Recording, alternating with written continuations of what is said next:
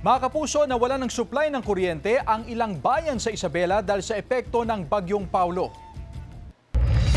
At mahigit 500 na pamilya ang nasa iba't ibang evacuation centers ngayon.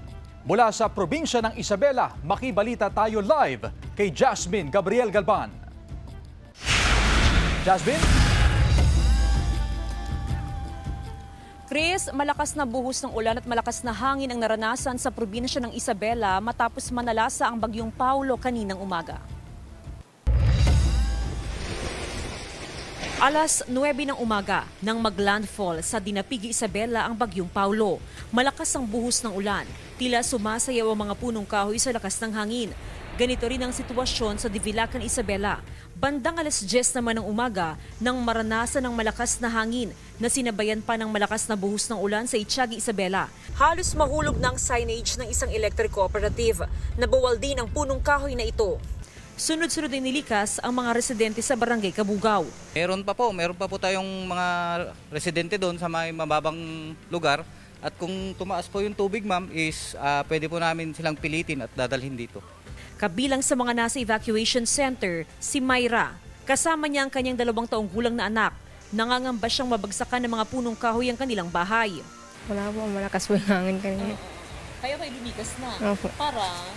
Para mas safe po. Baka madaganan po kami ng puno. Isa ang ilog na ito sa binabantayan ng lokal na pamahalaan dito sa bayan ng Etiagi. Mabilis kasi yung pagtaas ng antas ng tubig sa ilog.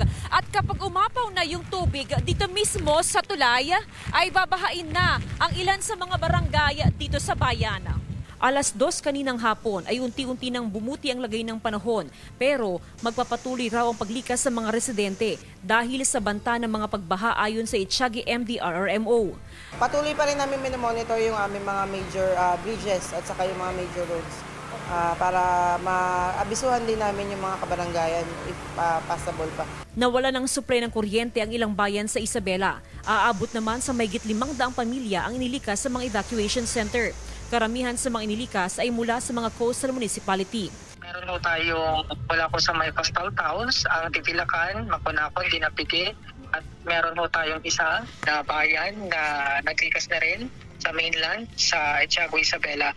As of 1 p.m., 3 gates ng Magat Dam ang nakabukas at nagpapakawala ng tubig. Ayon sa PDRRMO, malayo pa sa critical level ang dam. Bahagi lang ng precautionary measure ang pagpakawala ng tubig sa dam.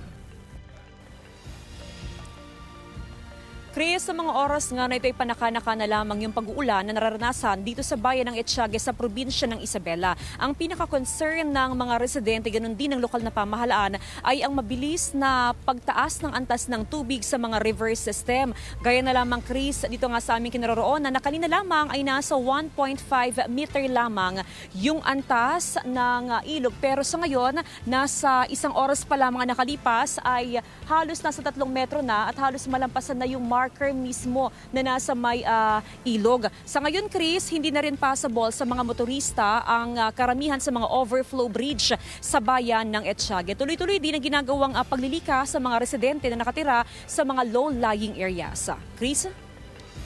Maraming salamat at ingat kayo, Jasmine Gabriel Galban.